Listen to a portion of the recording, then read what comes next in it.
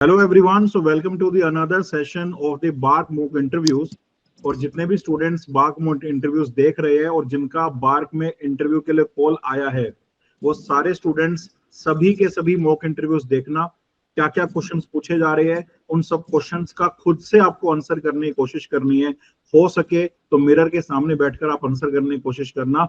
और जो बाद में हम स्टूडेंट को फीडबैक दे रहे हैं, वो फीडबैक आप अपने ऊपर भी इंप्लीमेंट करना, उससे आपको बहुत ज्यादा हेल्प मिलेगी। इसके अलावा हमारे लास्ट ईयर के भी बार के और एनपीसीआर के इंटरव्यू सेशंस अवेलेबल है।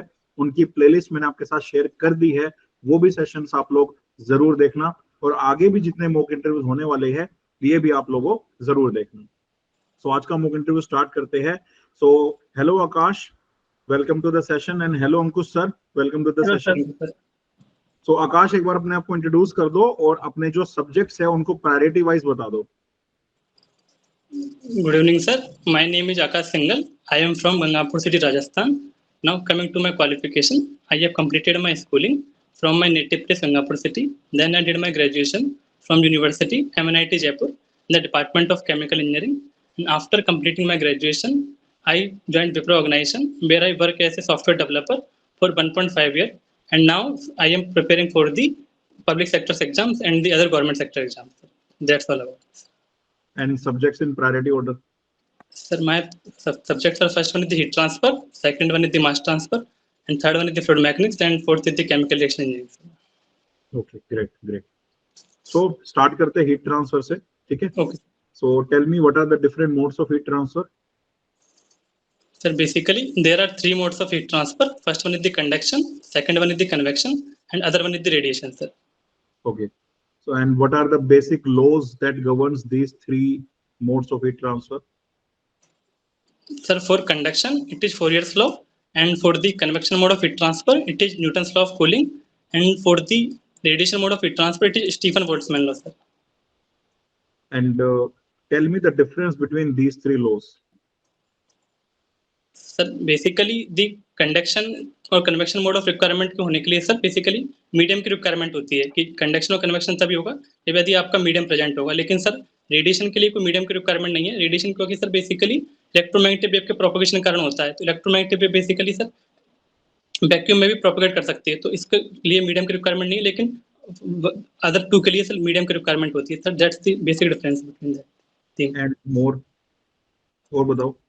And sir more is also about the heat flux variation, just like कि इनका जो एक्सप्रेशन होता है उनमें वेरिएशन होता है। Just like can I explain with the diagram sir? Expression sir. Diagram की नीड नहीं है, बस मुझे डिफरेंस बता दो आप। And sir other one difference I think is the कि सर जैसे कि कंडक्शन और कन्वेक्शन में जो हीट ट्रांसफर रेट होती है वो टेम्परेचर डिफरेंस के डायरेक्टली प्रोपोर्शनल होती है, कि यदि टेम्परेचर डिफरेंस होगा तो हीट ट्रांसफर रेट होगी।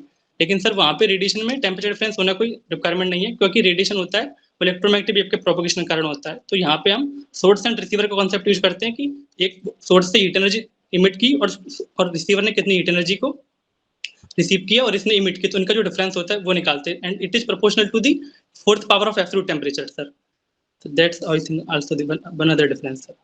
सो रेडिएशन में आकाश, अगर कोई रिसीवर ही नहीं है तो सोर्स रेडिएट करेगा? नहीं सर, रिसीवर है ना सर, मतलब कि सोर्स ने कितनी हीट एनर्जी रिसीव की और रिसीवर ने कितनी हीट एनर्जी, मतलब सोर्स ने कितनी heat energy. There is no receiver. Okay sir. Body है, वो एक टेम्परेचर टी पर है, वो सोर्स है। क्या वो एनर्जी रेडिएट करेगी अगर कोई रिसीव नहीं कर रहा तो? सर बॉडी तो रेडिएट तो करेगी सर, क्योंकि उसका एब्सोल्यूट टेम्परेचर यदि 0 केल्विन से ज्यादा है तो रेडिएशन तो होगा सर उसमें। ओके, तो हीट ट्रांसफर होगा फिर नहीं होगा? यस सर, होगा सर। फिर से सुन लो। एक बॉडी है, एक टेम्परेचर टी पर है, Yes, sir. वो एनर्जी रेडिएट करेगी या नहीं करेगी अगर कोई रिसीवर नहीं है तो? अगर करेगी तो फिर वो हीट ट्रांसफर के अंडर आएगा या नहीं आएगा? One second.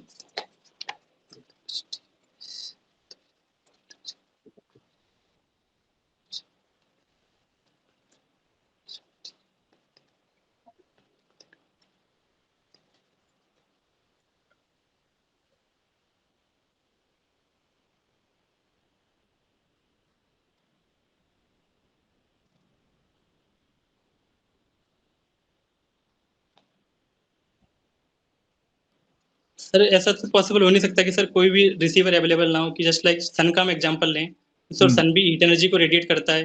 हाँ, तो सर वहाँ पे भी मतलब कोई ना कोई रिसीवर तो होगा, मींस वो हीट एनर्जी यहाँ से जो इमिट हुई है वो कहीं ना कहीं तो सर फॉल होगी, जस्ट लाइक। नहीं वो तो तुम फिर केस लेके चल रहे हो ना, जो नॉर्मल तुमने पढ़ा हुआ है। मैं जो केस बता रहा हूँ वो तो अलग है ना, मेरे केस में तो रिसीवर नहीं है, तो फिर अब क्या? तो क्या वो हीट ट्रांसफर बोलेंगे उसे? बॉडी है एक टेम्परेचर टी पर, वो तुम्हारे अकॉर्डिंग एनर्जी रेडिएट करेगी, अगर कोई रिसीवर नहीं भी है तो। और अगर करेगी तो क्या फिर वो हीट ट्रांसफर प्रोसेस कहलाई जाएगी या नहीं?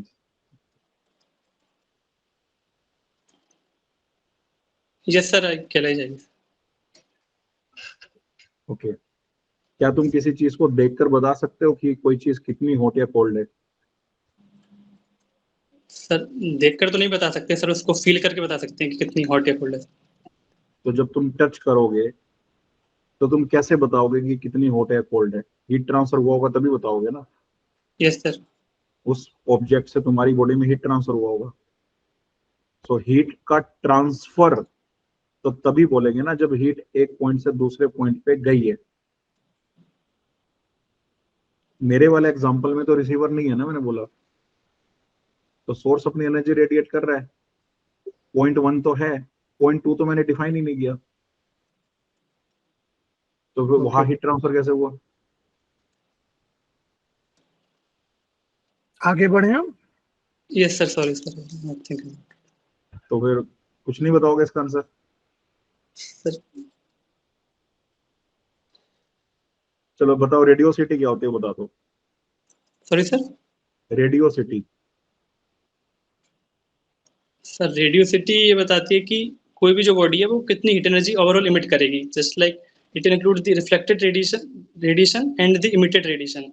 कि बॉडी पे कोई यदि Q amount of heat energy fall हुई तो उसमें से बॉडी ने रिफ्लेक्शन के कारण जितनी हीट एनर्जी इमिट की, और जो उसकी जो बॉडी है वो उसकी जो खुद की इमिसिविटी है, जिस सरफेस पर वो फॉल हुई है उसने खुद की इमिसिविटी के कारण जो एनर्जी इमिट की, तो दोनों का जो सम होगा वो सर रेडियोसिटी बताती है सर। इररेडिएशन क्या होता है?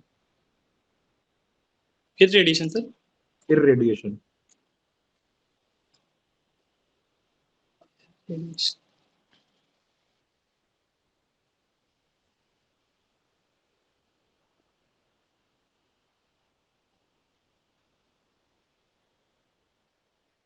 तो sir I don't hear about it. ठीक है, कोई बात। अच्छा मुझे बताओ, फॉरवर्ड फीड और बैकवर्ड फीड इवापोरेटर्स में से कौन सा मोस्टली यूज किया जाता है और क्यों? सर मोस्टली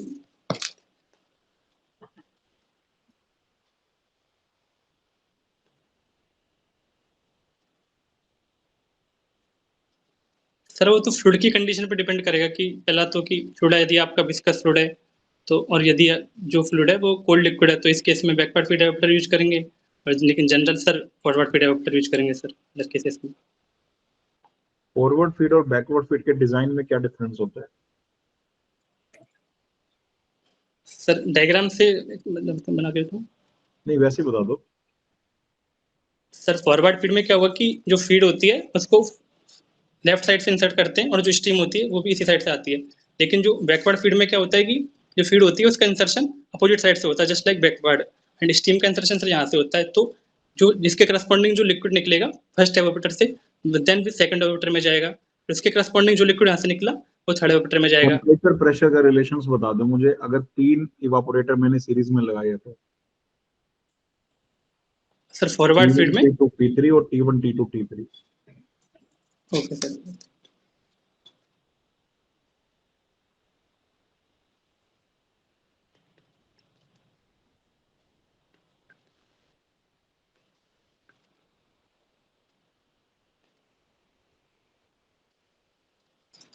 सर ये फॉरवर्ड फीड एवापोरेटर है, तो सर यदि फॉरवर्ड फीड में जा रहे हैं तो जो प्रेशर होगा फर्स्ट एवापोरेटर में सबसे ज्यादा होगा, then the second one and the third one, and the same relationship for the temperature sir, T1 होगा वो फर्स्ट में ज्यादा होगा, then T2 then T3 sir. इसकी रीजनिंग दे दो कि टेम्परेचर क्यों डिक्रीज कर रहा है और प्रेशर क्यों डिक्रीज कर रहा है, इससे क्या बेनिफिट होता है, क्या लॉस होता है, वो बता दो। सर बेसिकली क्या होता है कि यदि फर्स्ट एवापोरेटर लेंगे तो यहाँ पे क्या होता है कि फ्रेश स्टीम को यूज किया जाता है, मींस लिक्विड को वेपराइज करने के लिए, जो भी एवापोरेटर में जो लिक्विड आया है उसको वेपराइज करने के लिए फ्रेश स्टीम का यूज करते हैं। तो इसके करस्पॉन्डिंग यहाँ पे ज्यादा अमाउंट ऑफ लिक्विड वेपराइज होगा, तो मींस स्टीम करस्पॉन्डिंग यहाँ पे जो प्रेशर लगेगा वो ज्यादा लगेगा। लेकिन सर सेकंड एवापोरेटर में क्या होता है कि जो फर्स्ट एवापोरेटर से जो भी वेपर रिलीज हुई है उन वेपर का स्टीम के फॉर्म में यूज किया जाता है, तो इसका जो प्रेशर होगा फर्स्ट के रेस्पेक्ट में सर कम होता है sir. The same process is for second and third sir. और बैकवर्ड में क्या रिलेशन होता है? इन बैकवर्ड सर, 1 सेकंड।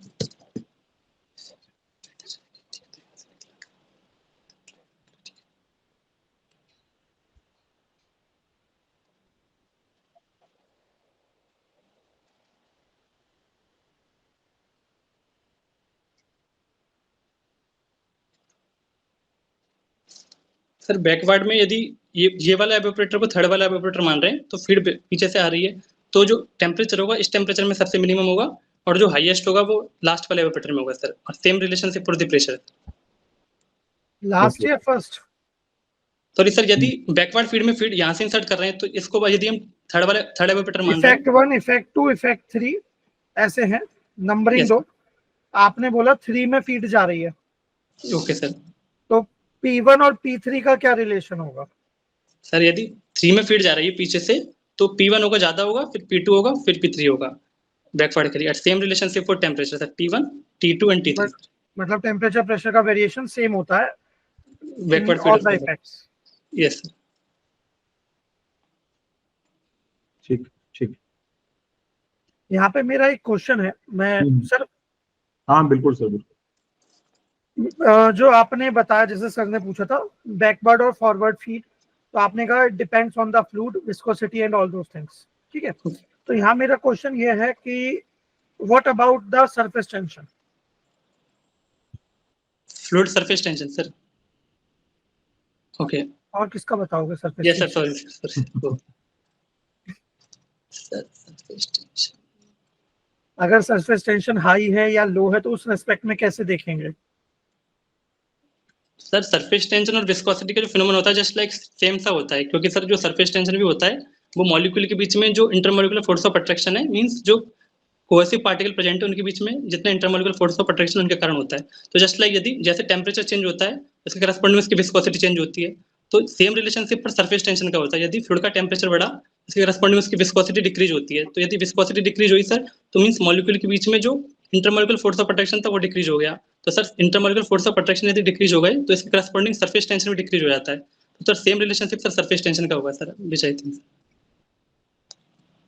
ओके, तो आपने बोला सरफेस टेंशन और विस्कोसिटी का जो रिलेशन है वो ऑलमोस्ट सिमिलर होता है वेरिएशन टेम्परेचर के लिए सर, टेम्परेचर के साथ। हाँ, और उनका मैकेनिज्म भी ऑलमोस्ट सेम होता है if we talk about the definitions.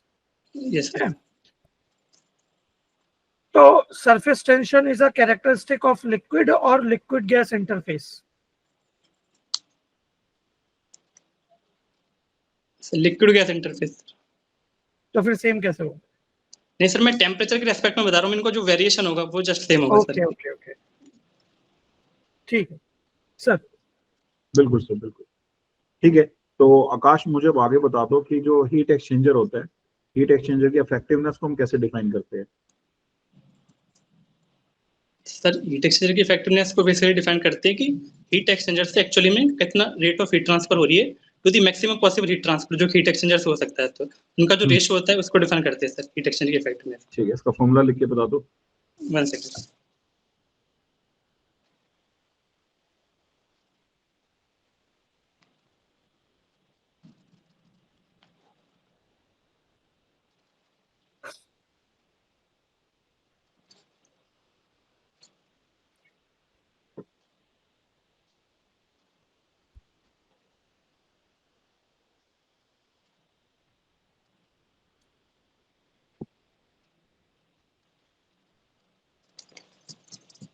Sir ये बेसिकली ये नीचे वाला होगा सर कि एक्चुअली एक्सचेंजर में से कितना हीट ट्रांसफर हो रहा है और कितना मैक्सिमम पॉसिबल हीट ट्रांसफर हो सकता है, which is MC minimum into delta T maximum sir.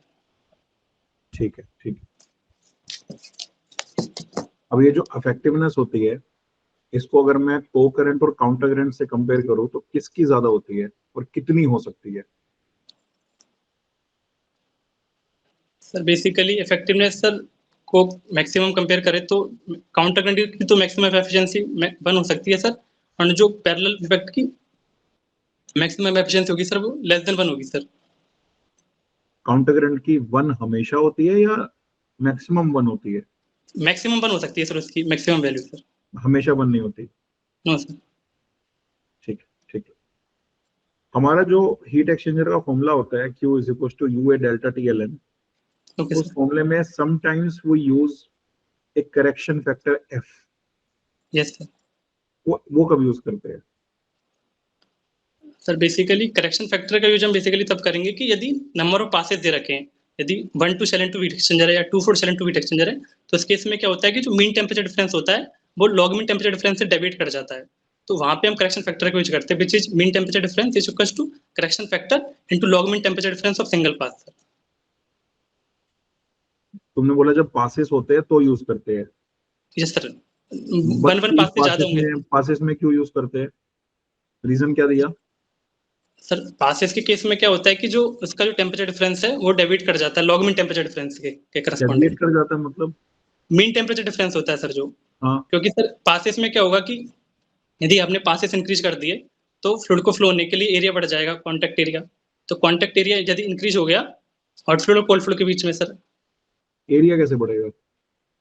Just like sir जैसे कि हमने 1 2 पासेस कर दिए तो मीन्स एक सर बीच में पार्सन प्लेट लगा दी, तो हाँ, जो फ्लूइड जा रहा होगा वो 2 ट्यूब्स में जाएगा सर, और ऊपर वाली में 1 सेकंड।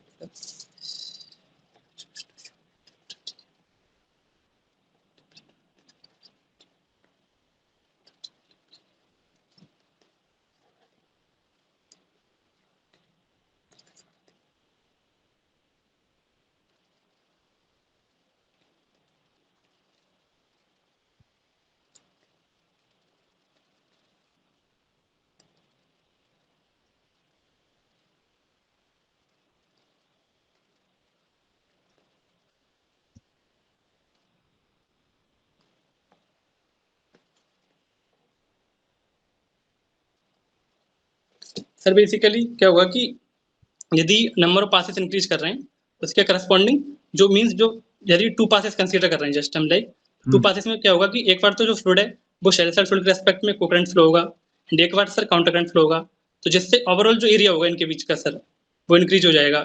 एरिया इंक्रीज हो जाएगा तो सेम हीट ट्रांसफर के लिए एरिया देखिए, कैसे इंक्रीज हो रहा है भाई? एरिया तो शेल का जितना एरिया था उतना ही है ना। हीट ट्रांसफर होने के लिए जो एरिया अवेलेबल है सर, मतलब जो इफेक्टिव एरिया निकालेंगे सर वो।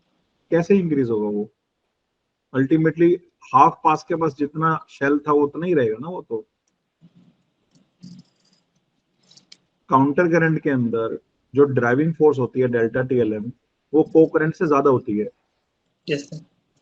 And for the same heat duty हम बोलते हैं कि काउंटर करंट कॉम्पैक्ट होता है। ठीक है, एरिया का फैक्टर तब है जब हीट ड्यूटी को सेम रखते हैं। अगर ओके सेम एरिया रखेंगे तो हम ये बोलेंगे कि काउंटर करंट के अंदर रेट ऑफ हीट ट्रांसफर ज्यादा होता है, क्योंकि ड्राइविंग फोर्स ज्यादा होती है, डेल्टा TLM ज्यादा होता है ना। तो जो तुम बोल रहे हो वो नहीं बोलना है, हमें ये बोलना है कि अगर 1 2 पास रखेंगे या 1 4 पास रखेंगे तो हमारा हीट एक्सचेंजर ना तो आइडियल काउंटर करंट रहेगा ना आइडियल को करंट रहेगा। तो आइडियल को करंट नहीं है, बीच में उसका काउंटर करंट नेचर भी है आधा, इसलिए ड्राइविंग फोर्स बढ़ जाएगी।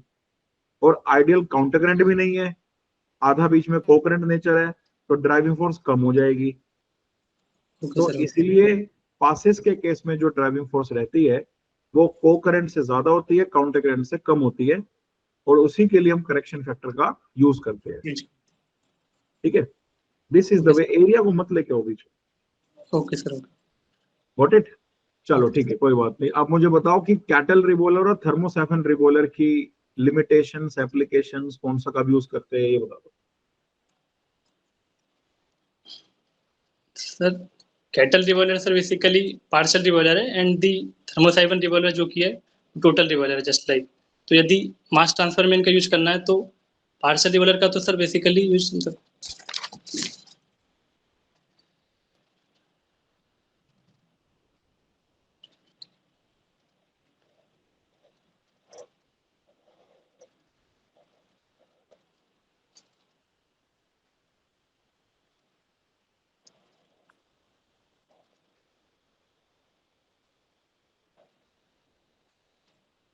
हाई विस्कोसिटी फ्लूइड्स के लिए कौन सा रिबॉयलर मेरे लिए ठीक रहेगा, थर्मोसाइफन या फिर केटल?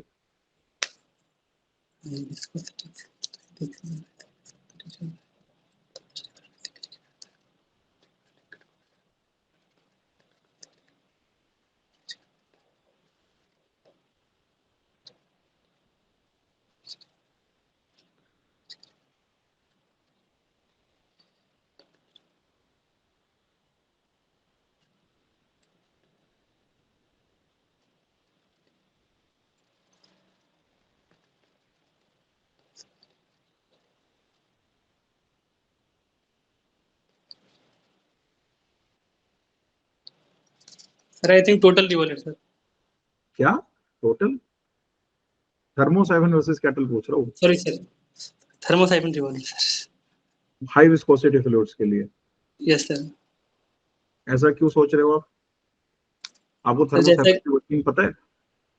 सर वर्किंग तो नहीं पता, लेकिन मुझे मतलब यदि हम उनको डिस्टिलेशन कॉलम में अप्लाई करते हैं तो जस्ट लाइक कि थर्मोसाइफन रिवॉल्वर में बेसिकली क्या होता है कि जो लिक्विड को वेपराइज करने के लिए स्टीम का अमाउंट रिक्वायर्ड ज्यादा होगा। जैसा कि सर आपने बताया कि fluid fluid basically viscous fluid आपको है। थर्मोसाइफन पता है? आप रिबॉयलर बता रहे हो, आपको थर्मोसाइफन पता है? आपने नो सर। स्ट्रक्चर देखा है, डायग्राम देखा है, पढ़ा है नो उसके बारे में? No sir. थर्मोसाइफन रिबॉयलर के जो तो थर्मोसाइफन वर्ड है ना, वो एक अफेक्ट के लिए यूज होता है कि जब हम रिबॉयलर को एक हाइट पे लगाते हैं तो हाइट की वजह से जो हाइड्रोस्टैटिक हेड डेवलप होता है वहां से लिक्विड फिर आता है हमारे रिबॉयलर के अंदर, जिसे नेचुरल सर्कुलेशन बोलते हैं। इसी को थर्मोसाइफन इफेक्ट बोला जाता है। और अगर हाई विस्कोसिटी फ्लूइड होगा तो फिर उस केस में प्रॉब्लम आएगी। तो हाई विस्कोसिटी के लिए हम जनरली थर्मोसाइफन यूज ना करके केटल यूज करते हैं, क्योंकि okay sir. Natural circulation high viscosity fluids का मुश्किल होता है। सर मैं तो जस्ट लाइक वैसे सोच रहा था कि पार्शियल रिवॉल्वर टोटल रिवॉल्वर को लेके कि उसमें यदि फ्लूइड फ्लो होगा तो पार्शियल रिबॉयलर टोटल रिबॉयलर तो बच्चों के वो लिए तो है, कंडीशन हो गई, तो टाइप थोड़ी है बॉयलर के।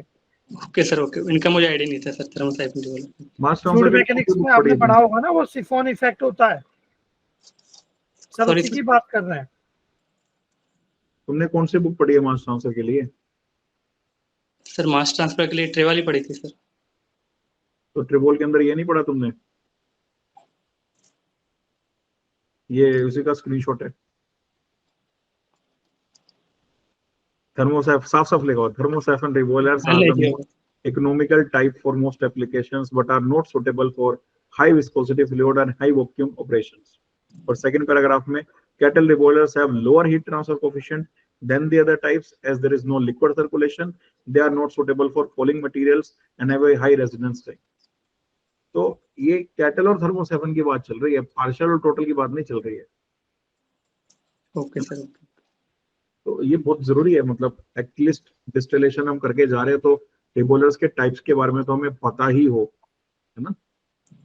सर मैंने इसलिए भी नहीं पढ़ा क्योंकि सर यदि टाइप्स का वहां पे बोलते तो पूरी वर्किंग पूछ लेते हैं जस्ट लाइक थर्मोसाइफन रिवॉल्वर की पार्शियल की। वर्किंग तो फिर वैसे ही है जैसी होती है, वो तो रिबॉयलर की तरह ही होती है। अब जैसा आप जानते हो कि फीड आएगी, स्टीम आएगी, हीट एक्सचेंज होगा, जैसे हीट एक्सचेंजर में होता है, हीट एक्सचेंज होगा, वेपराइजेशन होगी, उसमें तो कोई चैलेंज नहीं है।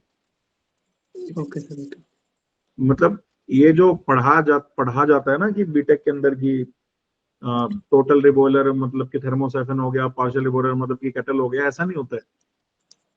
Okay sir. ओके ऐसा नहीं होता है। थर्मोसाइफन कंप्लीट वेपराइजेशन नहीं करता है, वो पार्शियल सर। वेपराइजेशन ही करता है। ठीक है, तो जब आप एक्चुअल में वर्किंग पढ़ोगे, मैं पढ़ाई है, अगर आपके पास प्लस का सब्सक्रिप्शन है तो आप देख सकते हो। रैंक इंप्रूवमेंट सीरीज के अंदर मैंने पूरा एक लेक्चर इसके ऊपर लिया, बहुत डिटेल में डायग्राम के साथ मैंने वर्किंग करवाई है, तो हेल्प मिलेगी उससे। ओके सर मैं देख लूंगा। ठीक। अच्छा मुझे बताओ, होमोजीनियस एजियोट्रोप और हेट्रोजीनियस एजियोट्रोप में क्या डिफरेंस होता है?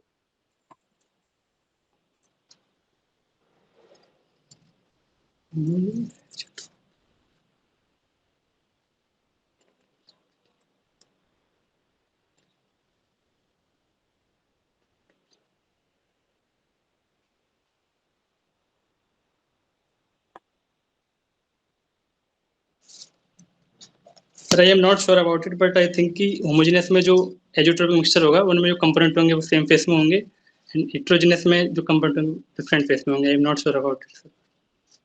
हेटेरोएजियोट्रोप सुना तुमने? वैसे हेटेरोएजियोट्रोप वर्ड सुना है? नहीं सर, मैंने नहीं सुना सर। गेट का एग्जाम दिया है? यस सर, किया है ना। तो गेट के पीवाईक्यूज नहीं किए? पीवाईक्यू की यूज किए ना सर। तो पीवाईक्यूज में आई थिंक 2017 पता नहीं 18 में हेटेरोएजियोट्रोप के ऊपर क्वेश्चन आए हुए हैं, वो नहीं किया तुमने? डिग्री ऑफ फ्रीडम पूछी थी उसमें हेटेरोएजियोट्रोप की। सर याद नहीं है सर, क्या तो तो हेटेरोएजियोट्रोप वर्ड जब आया है पीवाईक्यू में तो जिम्मेदारी बनती है ना कि भाई पढ़ तो लोग एक बार हेटेरोएजियोट्रोप क्या होता है। ओके सर, मैं आज देख लूंगा उनको। ठीक है। मल्टी कंपोनेंट डिस्टिलेशन पढ़ी है आपने? ये सर थोड़ा पढ़ा है सर। बता सकते हो क्या प्रोसीजर होता है डिजाइन करने का? Number 1, number 2, yes sir. Step wise.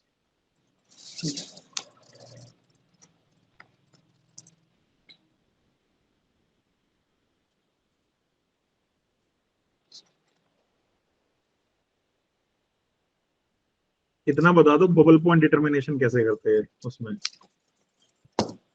Multi component distillation के टाइम पे? बबल पॉइंट टेम्परेचर का डिटरमिनेशन कैसे करते हैं? Sir bubble point temperature sir analytically find out किया जाएगा, जस्ट थिंक कि क्या? सिग्मा एनालिटिकली फाइंड आउट किया जाएगा, जस्ट सिग्मा बाई 1 करके करते हैं सर जो। Sigma y i is equal to 1, उसके बाद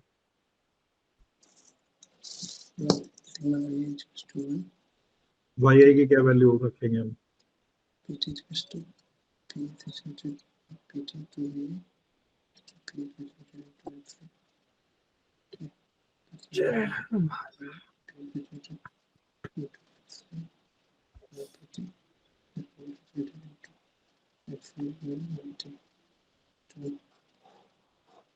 यहाँ से सर y की वैल्यू वो लिखेंगे कि पी ए सैचुरेटेड मीन जिसकी कंपोनेंट का सैचुरेटेड प्रेशर इनटू इसका लिक्विड फेज में mole fraction to the total pressure sir. ये थोड़ी होता है। आपने इंटरव्यू का स्टार्ट इतना जबरदस्त किया था, मजा आ रहा था। अब आप भावनाओं में बह रहे हो, जो नहीं आता उस चीज में भी हाथ डाल रहे हो। मना करो ना साहब, समय बचाओ, कुछ नया पूछेंगे आपसे। ये जो आप बता रहे हो इससे पता लगता है कि आपने पढ़ा ही नहीं है multi component distillation. If you are not sure 100%, then simply say no. It will save your time, their time, and they can ask new things which you may know.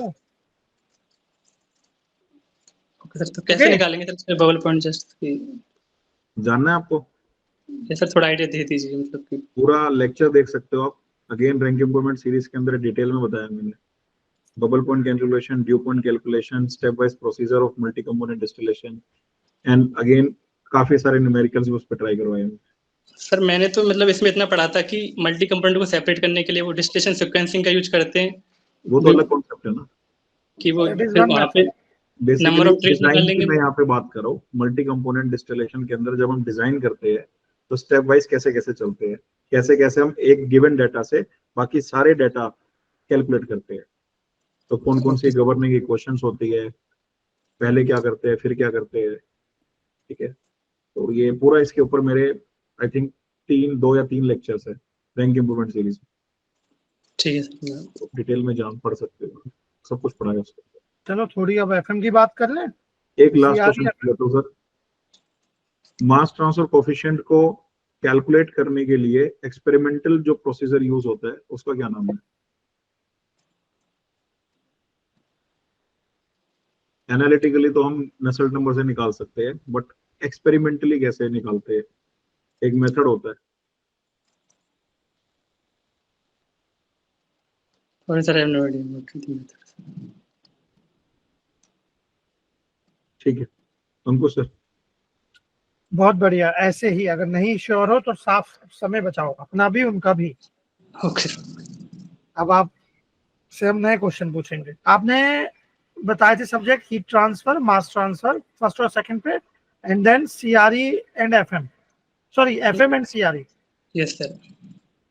Okay, तो एफएम से ही start करते हैं। जैसे thermosiphon में sir ने siphonic effect की बात की थी, तो वहीं से स्टार्ट करते हैं। What is siphon effect? Sir मैंने नहीं पढ़ा साइफोनिक इफेक्ट। टॉर्सली इक्वेशन? जैसे tarsal equation sir just idea है थोड़ा। बताओ चलो क्या आइडिया है?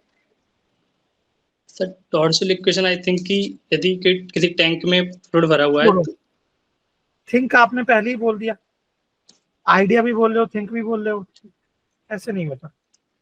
आगे बढ़ते हैं। एफएम में आपका सबसे स्ट्रॉन्ग टॉपिक कौन सा है? मतलब जो आपने सबसे बढ़िया अच्छे से कॉन्फिडेंट हो आप इस टॉपिक को लेके या चैप्टर को लेके? सर पढ़ा तो सभी है सर, अब ऐसे नहीं बता सकता किसी में कोई क्वेश्चन नहीं ओके, होता। तो बर्नौली इक्वेशन, बर्नौली प्रिंसिपल, ये सब सुना है? Yes sir. What is Bernoulli principle? Sir Bernoulli principle ये बताता है कि यदि किसी भी सेक्शन में फ्लूइड का फ्लो हो रहा है तो अलोंग द स्ट्रीम लाइन जो सारी कंजर्वेशन एनर्जी टर्म का जो सम रहेगा वो कांस्टेंट रहेगा in steady ideal flow. That is sorry conservation energy, energy term, that is pressure energy, kinetic energy and the potential energy per unit volume sir. उन्हें उनका क्या जो बोलते हैं हम? सॉरी सर, इन सबको हम स्पेसिफिकली क्या बोलते हैं? सर इंडिविजुअल सर एनर्जीज बोलते हैं सर, जस्ट की जो डिफाइन करेंगे। चलो मैं आपको एक सेकंड क्वेश्चन पूछता हूँ, आप मुझे बताना which statement is correct about Bernoulli equation है, Bernoulli principle. Statement 1, Bernoulli principle is analogous to law of conservation of energy. Statement 2, Bernoulli principle is the conservation of mechanical energy. Which is correct?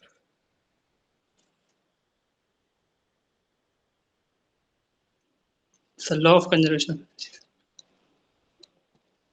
Law of conservation of mechanical energy होता है pressure energy, kinetic energy और potential energy. Potential energy.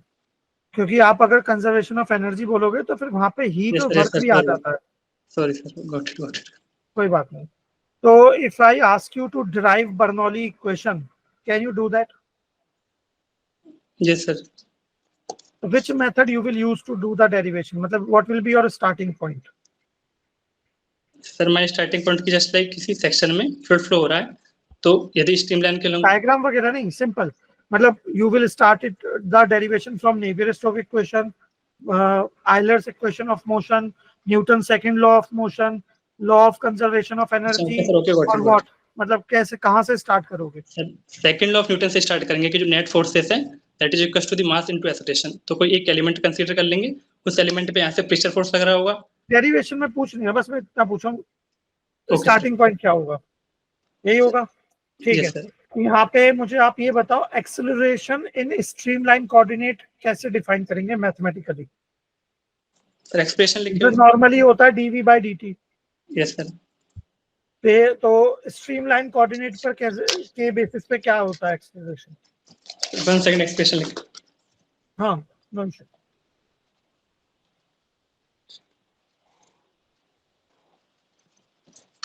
Sir ये basically मैंने एक x direction में acceleration लिख के दिखाया है sir, x which is equal to हाँ वो ठीक है, मैं स्ट्रीमलाइन कोऑर्डिनेट्स में पूछ रहा हूँ।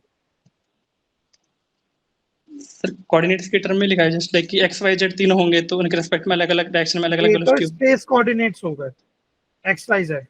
स्ट्रीमलाइन कोऑर्डिनेट जो s डायरेक्शन होती है, स्ट्रीमलाइन ड्रॉ करते हो। Okay sir good. तो उसमें normal vector streamline. Yes sir.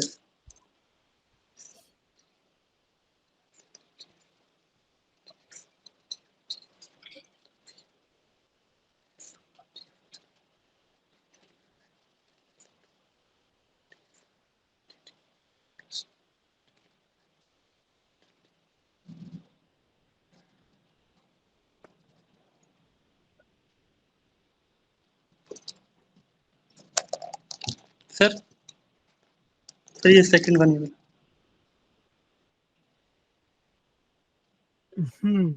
Okay correct. तो what are the assumptions for Bernoulli equation? Sir Bernoulli equation के लिए बेसिकली हम कंसीडर करते हैं कि पहला तो फ्लूइड का फ्लो स्टेडी फ्लो होना चाहिए and second one is the fluid basically ideal fluid होना चाहिए, दैट इज की फ्लूइड की जो डेंसिटी है वो कांस्टेंट हो और फ्लूइड में जो विस्कस फोर्सेस है वो नेग्लिजिबल हो एंड जो फ्लूइड का फ्लो है बेसिकली स्ट्रीमलाइन का होना चाहिए। These are the assumptions that we consider। बस यस सर। वन मोर और से जस्ट चेक की फ्लूइड का फ्लो रोटेशनल होना चाहिए सर। That's fine. एंड सबसे That's- इम्पोर्टेंट एजम्पशन तो आप भूल गए, इसी से हमारा डिस्कशन भी स्टार्ट हुआ था। सर मेजरली तो सर विस्कस फोर्स नेग्लिजिबल होने चाहिए, ये ज्यादा इंपॉर्टेंट होता है यहाँ पे सर। एक और एजम्पशन है, इस सब हमारा डिस्कशन किस बात पे स्टार्ट हुआ था? एनर्जी को लेकर। यस सर, स्टेडी स्टेट बोल दिया था सर मैंने सर, वो मेजर एक वो भी एजम्पशन होता है कि वो तो स्टेडी फ्लो आपने बता दिया।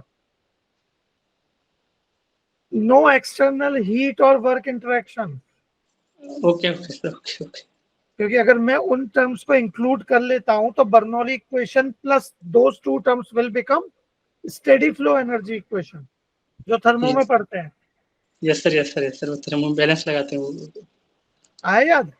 यस सर, ये भी तो एक मेन एजम्पशन है ना, आई इसमें कोई नोटिस। भी एडिशनल कोई एक्सटर्नल डिस्टरबेंस कुछ नहीं होता है ना।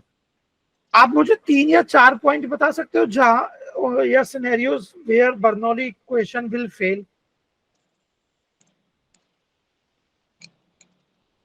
सर बर्नौली इक्वेशन पहला तो सर विस्कस फोर्सेस के केस में फेल हो जाएगी, जस्ट लाइक कि बाउंड्री लेयर होती है, बाउंड्री लेयर में बर्नौली इक्वेशन फेल हो जाएगी कि सरफेस के पास होगा पहला तो। Sir second,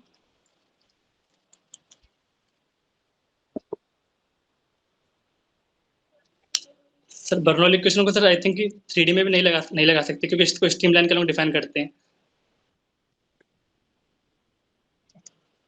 and sir more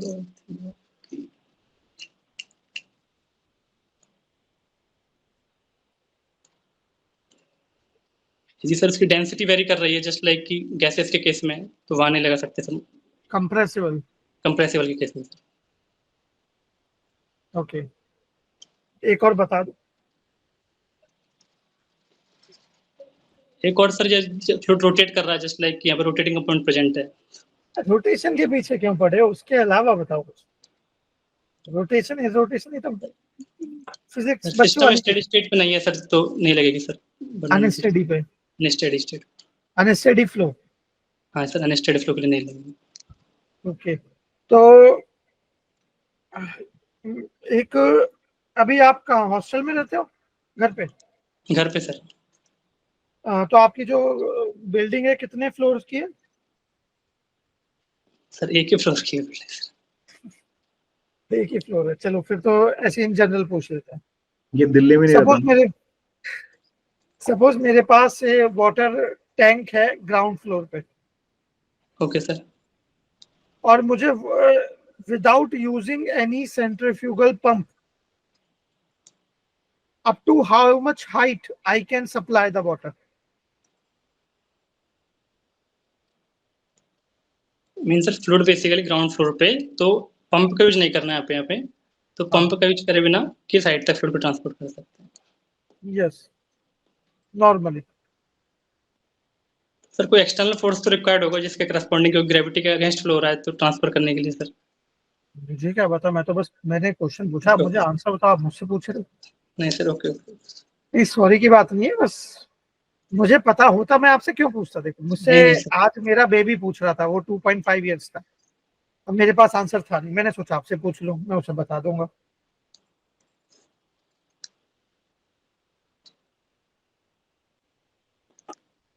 maximum कितनी हाइट तक कर सकते हैं? अच्छा चलो, सी लेवल पे प्रेशर कितना होता है, एटमॉस्फेरिक प्रेशर? 180 M sir. 180 है। इसे अगर मुझे मिलीमीटर ऑफ मरकरी की फॉर्म में लिखना है तो क्या होगा, किसके कितना होगा ये? 760 mm है जी सर। इसका मीनिंग क्या हुआ? Can you help me understand what is the meaning of this 180 m equal to 760 mm Hg? Sir basically यदि 180 m मतलब 760 mm Hg का मीनिंग हो गया कि यदि हम एक एटमॉस्फेरिक प्रेशर मेजर करेंगे with the help of barometer, तो वहां पे जो बैरोमेट्रिक कॉलम की जो हाइट होगी, उसमें जो फ्लूइड होगा, जो इसकी हाइट होगी वो 760 mm Hg के बराबर होगी सर। तो मींस तो 760 mm Hg कौन उसका सा head fluid? Represent mercury fluid होगा सर जो।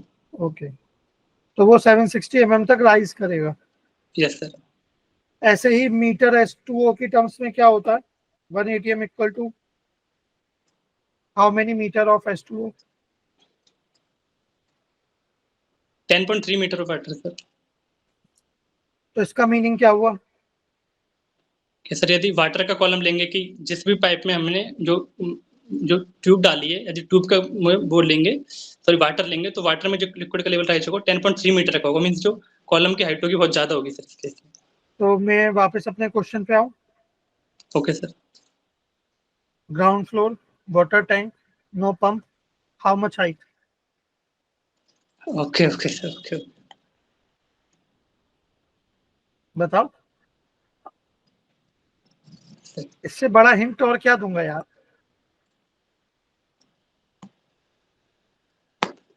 10.3 मीटर सर। मतलब almost 3 floors, yes sir, yes sir. provided that the diameter of pipe and the should be sufficient, and just like barometer, and that more tank should be open. Okay sir, okay. मतलब मैं पूछ रहा हूँ, यही होगा ना? क्या sir? जो मेरा ग्राउंड फ्लोर पे वाटर टैंक है वो ओपन टू एटमॉस्फेयर होना चाहिए, और यस जो सर। पाइप का डायमीटर है वो एक ऑप्टिमम डायमीटर होना चाहिए, बहुत ज्यादा लार्ज डायमी नहीं ले सकते, यस सर, जस्ट लाइक हाँ, जो वहाँ और पे यूज बहुत ज्यादा करते हैं। नैरो भी नहीं ले सकते, अदरवाइज कैपिलरी राइज भी हो सकता है। यस सर, जैसे पौधों को देने के लिए पानी यूज करते हैं तो उतने डायमीटर ऑप्टिमम होगा तो उससे राइज कर जाएगा। यस, चलो। ये अब प्रैक्टिकल अगर क्वेश्चन। मैं सेंट्रीफ्यूगल पंप लगाता हूं 1 हॉर्स पावर का, तो then up to how much height I can supply the water? Sir basically इसको सर बर्नौली इक्वेशन से कैलकुलेट करेंगे कि यहाँ पे हमने इस पॉइंट से और मैक्सिमम किस हाइट तक मतलब ट्रांसफर कर सकते हैं। तो हमने लेट सपोज कर लिया कि मैक्सिमम हम जेड हाइट तक ट्रांसफर कर रहे हैं, तो यहाँ पे जो फ्लूइड का प्रेशर होगा वो एटमॉस्फेरिक प्रेशर होगा, तो ये रेफरेंस लेवल है, तो यहाँ पे जेड जीरो हो जाएगा इनिशियल, और जो इसके करस्पॉन्डिंग जो पंप की एफिशिएंसी यदि नहीं गिवन है तो 100% अज्यूम कर लेंगे, और इसके करस्पॉन्डिंग सर हमें पंप का पावर गिवन है, तो जो अभी फ्लूइड फ्लो होगा mass flow rate corresponding sir इसका जूल पर केजी में उसका डब्ल्यू निकाल लेंगे। और सर यहाँ पे सर जो पंप का डायमीटर गिवन है तो उसके करस्पॉन्डिंग उसकी वेलोसिटी भी कुछ होनी चाहिए, तो इस हेल्प से बेसिस पर हम जो भी ओवरऑल कितनी हाइट तक कर सकते हैं ट्रांसफर वो कैलकुलेट कर लेंगे। जनरली 30-40 फीट्स होता है अगर हम 1 हॉर्स पावर के सेंट्रीफ्यूगल पंप की बात करें। Okay sir. जो वैल्यू रेंज आती है वो अराउंड 30 to 40 फीट्स के अराउंड आती है, सॉरी 10 to 12 मीटर के आसपास आती है। ठीक है, 10 to 12 मीटर। इसमें हम नॉर्मल एफिशिएंसी मान के चलते हैं जो ऑन एन एवरेज सभी पंप्स की होती है हाउस होल्ड्स, और जो पाइप का डायमीटर है जैसे घरों में होता है ऑलमोस्ट 1 to 1.5 इंच के पाइप्स होते हैं। Okay sir, okay. ठीक है, उन पाइप्स की हम बात करें तो इस तरह से होता है, और जो आपने प्रोसीजर बताया वो ऑलमोस्ट करेक्ट है। ठीक है, अब यहाँ पे आपने बर्नौली इक्वेशन की बात की तो मेरे माइंड में एक क्वेश्चन आया। आपने बोला भी था कि अगर विस्कस फोर्सेस फ्रिक्शन है तो बर्नौली इक्वेशन फेल हो जाती है। Yes sir. तो वो फ्रिक्शन से फ्रिक्शन फैक्टर की बात करते हैं, तो फ्रिक्शन फैक्टर हम कैसे कैलकुलेट कर सकते हैं? Sir friction factor sir if flow is turbulent, suppose turbulent flow ना सर। सर मूडी चार्ट से कैलकुलेट करते हैं sir friction factor turbulent flow है। मूडी चार्ट से, तो can you tell me the components axis अब of Moody chart? Can I draw the diagram? Diagram हाँ, okay, take your time. Basically ये graph होता है, इस एक्सिस पर फ्रिक्शन फैक्टर होता है सर यहाँ पे। थोड़ा सा सीधा करना, अब विजुअल है यहाँ पे विजिबल नॉट तो। और यहाँ सर रिलेटिव रफनेस होती है, roughness parameter which K by D sir. और इधर क्या था? एफ। फ्रिक्शन फैक्टर था सर। कौन सा फ्रिक्शन फैक्टर है ये, डार्सी या Fanning? Darcy sir. Darcy, okay. तो डार्सी और फेनिंग फ्रिक्शन फैक्टर में क्या रिलेशन होता है? डार्सी फ्रिक्शन फैक्टर फेनिंग का 4 टाइम्स होता है सर। ओके, और डार्सी वाइसबेक इक्वेशन पता है आपको? Darcy Weisbach equation sir, sir I heard about it। Heard क्या, वो तो सबसे इंपॉर्टेंट है टर्बुलेंट फ्लो में। FLV स्क्वायर अपॉन 2GB ऐसे कुछ। यस सर, मुझे पता थी, मतलब उसका नाम नहीं पता था, उसको बोलते क्या, जस्ट लाइक वो डार्सी वेवेस आपने बोला ना, वो मतलब जो इक्वेशन तो कोई पता थी बात, होती है। कोई बात नहीं, कोई बात नहीं। चलो थोड़ा सा सीआरई खेल लेते हैं।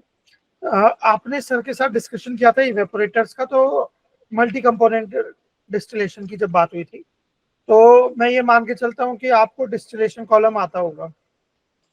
Yes sir.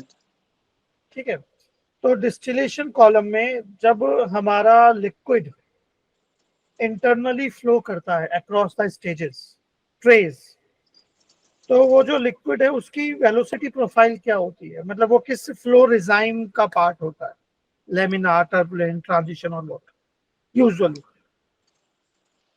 क्या करते हो आप, डेरिवेशन? नो सर, दोनों का पार्ट होगा ना सर। ये तो जस्ट लाइक कि यदि रिवॉल्वर में से लिक्विड आया तो ट्रे पर लिक्विड फ्लो होता है, जस्ट लाइक क्रॉस फ्लो में पेपर और लिक्विड के में। तो डाउन कमर रीजन में फ्लो करता है लिक्विड, यस सर। तो वो उसकी रिजाइम क्या होती है, laminar, turbulent, what usually turbulent. क्या होता है? टर्बुलेंट। टर्बुलेंट होती है। तो वहां पे अगर मुझे प्रेशर ड्रॉप कैलकुलेट करना है तो कैसे करेंगे?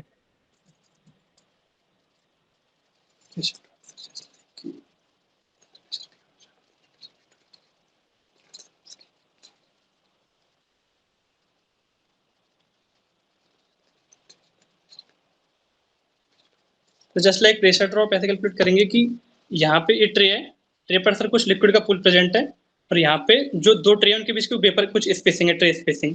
तो इस ट्रे पर हमने प्रेशर मान लिया P1, लेट सपोज यहाँ पे प्रेशर P2।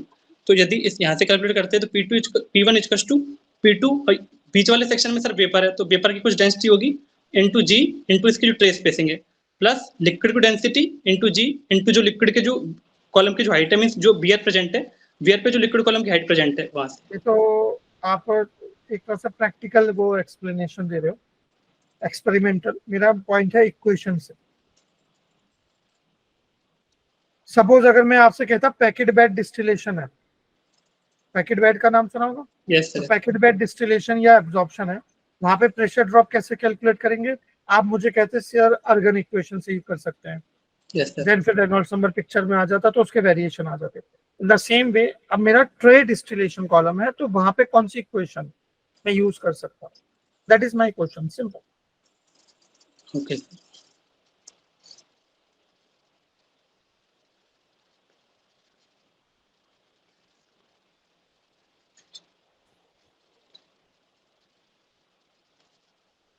वैसे ही बता दो, लिखना दैट नहीं इज है। आपने अभी बोला था जो डार्सी-वेवेस इक्वेशन यूज कर सकते हैं सर टर्बुलेंट फ्लो के लिए। ओके, वैसे डार्सी-वाइसबेक इक्वेशन जो है वो लेमिनार के लिए भी यूज हो जाती है। यस सर, वो फ्रिक्शन फैक्टर 16 बाय आ रही होगा तो यस, उस इक्वेशन की खासियत ये है। अदरवाइज लेमिनार के लिए हेगन-पॉस्टली इक्वेशन होती है। एक क्वेश्चन मैं यहाँ आपसे डिस्कस नहीं कर रहा क्योंकि इतना टाइम नहीं बचा अभी, बट मैं आपको बता रहा हूँ कि वो एक बार चेक कर लेना आप, क्योंकि आपके पास अभी एक दिन का टाइम है ऑलमोस्ट। तो ट्रेवल करते हुए क्या ही करोगे ट्रेन में, तो कर सकते हो। Derivation for Hagen Poiseuille equation and then its applications. Okay sir. Hagen Poiseuille equation जो है उसका डेरिवेशन और बाकी चीजें भी कर लेना, ठीक है। और पंप्स के बारे में थोड़ी और अपनी जो आपने पढ़ा है उसे एक बार रिवाइज कर लेना, बाकी सब सॉर्टेड है, कोई दिक्कत नहीं है, सब बढ़िया है, ठीक है। आगे सीआरई में एक दो क्वेश्चन पूछते हैं फिर हम रैप अप करेंगे, ओके। तो ओके आप मुझे ये बताओ, what is endothermic reaction? Sir endothermic reaction means sir reaction होने के लिए हमें हीट एनर्जी की रिक्वायरमेंट होगी, मींस एक्सटर्नल सोर्स से सप्लाई करेंगे, तो उस रिएक्शन को एंडोथर्मिक रिएक्शन कहेंगे। तो for a endothermic reaction to have high equilibrium conversion, temperature should be high और low? For a endothermic reaction, high equilibrium conversion sir.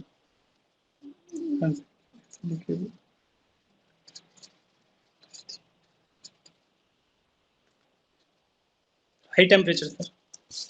And for exothermic reaction? Low temperature sir. Low temperature. So you are saying for exothermic reaction to achieve high equilibrium conversion, low temperature is preferred. Correct? Yes sir. This is thermodynamics. Now, if you go by the reaction kinetics, the reaction kinetics says low temperature means low K rate constant, K, Arrhenius Yes, theory. And if rate constant K is small, तो rate of reaction will be small. मतलब कम molecules reaction में participate करेंगे. तो ये तो contradiction हो गया। Thermodynamics कह रहा है लो टेम्परेचर का रखना चाहिए और रिएक्शन काइनेटिक्स कहता है कि हाई टेम्परेचर रखो, लो मत रखो। फिर इंडस्ट्री में कैसे करते हैं, जैसे अमोनिया सिंथेसिस आपने पढ़ा होगा, हेबर प्रोसेस केमिकल टेक्नोलॉजी वगैरह में, ठीक है, तो वो एक एक्सोथर्मिक रिएक्शन है। सर तो यहाँ किस पे तरह लेकिन से टेम्परेचर का क्या वो होता है? इक्विलिब्रियम कांस्टेंट निकालेंगे ना सर, जैकि फॉरवर्ड का और बैकवर्ड का उनका जो रेशो होगा वो देखेंगे। टेम्परेचर बढ़ रहा है घट रहा है, उसके साथ साथ वो उस रेशो पर क्या इफेक्ट हो रहा है, उसके करस्पॉन्डिंग कन्वर्जन इफेक्ट करेगा सर। वो तो बढ़ेगा या घटेगा ही। अगर एक्सोथर्मिक है तो वो तो घटेगा, एंडोथर्मिक है तो बढ़ेगा, ये तो आपको पता है, वेन ऑफ इक्वेशन। मैं तो कन्वर्जन की बात कर रहा हूँ। क्वेश्चन समझ में आया? As per the thermodynamics for exothermic reaction to achieve high equilibrium conversion temperature should be low. Yes sir. As per the reaction kinetics, if we keep low temperature for any particular reaction, then rate of reaction will be low because K will be small. Arrhenius theory. So these are two contradictory statements. So in industry, what we do, because and nothing is wrong. Thermo भी wrong नहीं है, kinetics भी wrong नहीं है, but दोनों contradictory हैं। तो हम ये इंडस्ट्री में क्या करते हैं जब ऐसी कोई रिएक्शन होती है, जैसे अमोनिया सिंथेसिस, मैंने एग्जांपल भी दे दिया। सर रिवर्सिबल आपके सपोज दो दोस्त हैं, एक दोस्त कह रहा है लेफ्ट जाना है, दूसरा कह रहा है राइट जाना है। किसी एक की बात तो मान नहीं सकते, तो आप क्या करते हो? बीच का रास्ता निकालते हो, नॉर्थ में ले जाते हो या साउथ में। सेम यहाँ हम बीच में एक ऑप्टिमम या एक ऐसा टेम्परेचर डिसाइड करते हैं जो ना कि बहुत ज्यादा हाई हो ना बहुत ज्यादा लो हो। जैसे हेबर प्रोसेस, वो हाई टेम्परेचर प्रेशर पे होती है, बट वो जो हाई टेम्परेचर है वो बहुत ज्यादा हाई नहीं होता, अराउंड 300-400 डिग्री सेल्सियस के आसपास होता है शायद, आई एम नॉट श्योर, वो आप चेक कर लेना, सीटी पढ़ा होगा आपने, बट ऐसा ही कुछ होता है if I am not wrong, है ना? तो खैर कोई बात नहीं, ठीक है। एक आखिरी क्वेश्चन और बता दो, सीएसटीआर और पीएफआर में मैं कौन सा रिएक्टर प्रेफर करूंगा अगर रिएक्शन का ऑर्डर पॉजिटिव है तो? सर पॉजिटिव के लिए पीएफआर प्रेफर करेंगे सर। क्यों? सर यदि सेम वॉल्यूम के लिए देखें तो उनका जब हम ग्राफ ड्रॉ करेंगे विच इज सेम कन्वर्जन के लिए देखना है मुझे। सेम कन्वर्जन के लिए देखना है ना सर? तो सर सेम कन्वर्जन के लिए पीएफआर का वॉल्यूम कम रिक्वायरमेंट होगा सर, सेम कन्वर्जन अचीव करने के लिए। तो इसलिए we will prefer PFR. Yes sir. So, now can you tell me why the volume of MFR will be large and for PFR will be small? Yes sir. Not mathematically. The physical meaning. Why? Sir,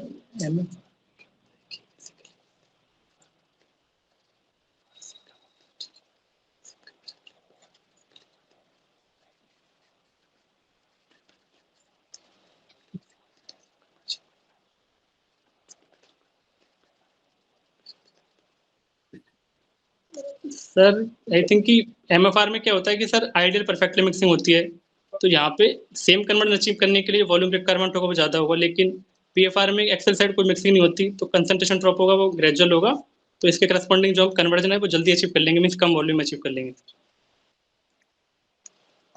almost correct है, almost correct है आपका, आपने सही point hit किया है, इसे बस थोड़ा सा रेक्टिफाई कर लेना। एमएफआर में आइडियल मिक्सिंग होती है, यूनिफॉर्म मिक्सिंग, तो concentration with in the reactor and outlet same होती है। Yes sir. तो इसका मतलब हम ये बोल सकते हैं कि जो सीएसटीआर है वो लो कंसंट्रेशन पे ऑपरेट करता है। Yes sir. ठीक है, लो कंसंट्रेशन पे ऑपरेट करता है तो रेट ऑफ रिएक्शन भी लो होगा, इसलिए मुझे लार्ज वॉल्यूम रिक्वायर्ड होता है क्योंकि रेट ऑफ रिएक्शन कम है। वहीं पीएफआर की बात करें तो पीएफआर में कंसंट्रेशन डिक्रीज ग्रेजुअल होता है, कंसंट्रेशन ड्रॉप, तो इस वजह से high rate of reaction maintain करना रिलेटिवली इजी है ऑन एन एवरेज। तो इसलिए उसे हम कम वॉल्यूम रिक्वायर्ड होता है, कम वॉल्यूम में अचीव कर सकते हैं। ठीक है, तो आपने जो बोला सही था, उसे बस थोड़ा डेकोरेट करना ताकि हम एक बिल्कुल बढ़िया आराम से आंसर दे पाए, है ना। तो ये काफी है मेरी साइड से। बाकी मैं अपना फीडबैक आपको दे देता हूँ कि आपका जैसे स्टार्टिंग काफी अच्छी हुई थी हाई एनर्जी के साथ, थोड़ा आते आते बीच में शायद कुछ क्वेश्चन स्टक हुए या आंसर नहीं दे पाए या जो भी चीजें हुई, एनर्जी थोड़ा लो हो गई। तो ट्राई करना कि एक आप सेम एनर्जी मेंटेन कर पाओ। ठीक है, दूसरी चीज, आपको अच्छी खासी नॉलेज है। मैं अगर नॉलेज के स्केल पे बोलूं तो मैं 10 में से आपको इजीली 8 पॉइंट्स दे सकता हूँ। ठीक है, बट प्रॉब्लम ये है कि आप बीच बीच में थोड़ा एक्साइटेड हो जा रहे हो कुछ क्वेश्चंस को सुन के, शायद वो आप पढ़े हुए हैं या फिर आपके फेवरेट टॉपिक से या जो भी है। तो ड्यू टू दैट एक्साइटमेंट आप थोड़ा जल्दबाजी में कुछ इधर उधर भाग रहे हो, समझ लो पाथ से। तो वो नहीं करना है, स्टोरी लाइन में नहीं जाना है, मतलब पॉइंट टू पॉइंट ही बातें रखनी है। जैसे बीच बीच में आप कुछ स्टोरी लाइन में चले गए थे कई जगह, जब सर ने डिस्कशन किया था तब भी, और मैंने पीछे थे एफएम में कुछ बात तब भी, तो इधर उधर नहीं जाना, पॉइंट पे रहना। क्योंकि जितना कम आप बोलोगे उतना कम कंटेंट आप उन्हें दे रहे हो फॉलो अप क्वेश्चंस के लिए। तो जब फॉलो अप क्वेश्चंस कम होंगे तो फिर आपके आगे की चीज राह आसान हो जाएगी। क्योंकि फॉलो अप क्वेश्चन अगर ज्यादा होंगे तो एक्चुअली बार्क में होता ही यही है, फंडामेंटल से स्टार्ट करते हैं, फिर आप कुछ वर्ड्स बोलते हो, उसी के अकॉर्डिंग चलते चलते फॉलो अप से वो अप्लाइड पे पहुंच जाते हैं। ठीक है, तो वो चीज नहीं होनी चाहिए। तो मतलब हो भी तो इसमें इतना ज्यादा वो ना हो कि आपने कुछ ऐसे वर्ड्स यूज कर दिए जिनका मीनिंग भी नहीं पता।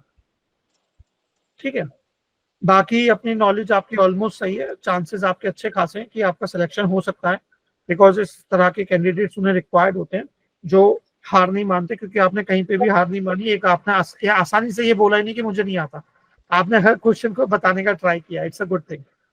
तो वहाँ पैनल में भी ध्यान रखना, बीच बीच में थोड़े बहुत हिंट वो देते रहेंगे आपको, अगर आप कहीं स्टक हो रहे होगे तो प्रेजेंस ऑफ माइंड रखनी है वहीं पे, इधर उधर नहीं भागना, नर्वस नहीं होना। ठीक है, ताकि आप वो हिंट कैच करके आंसर दे पाओ, मुझे बिलीव है आप दे पाओ, क्योंकि यहाँ पे भी आप कर पा रहे थे।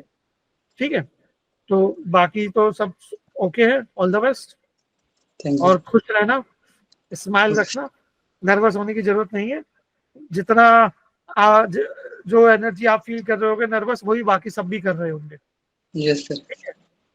तो सर मेरे हिसाब से तो जो मैंने आपका पूरा इंटरव्यू लिया और पूरा इंटरव्यू सुना, बहुत अच्छा इंटरव्यू था, बहुत परफेक्ट इंटरव्यू था। नॉलेज वाइज बहुत अमेजिंग नॉलेज है आपको, और एज एन पैनलिस्ट तो मैं आपको जरूर ले लेता, है ना। ऑब्वियसली कुछ फंबल हुए बीच बीच में, बट उस फंबल होने से जो मतलब कॉन्फिडेंस डाउन होता है, नर्वसनेस आती है, वो मुझे आपने उतनी दिखी नहीं।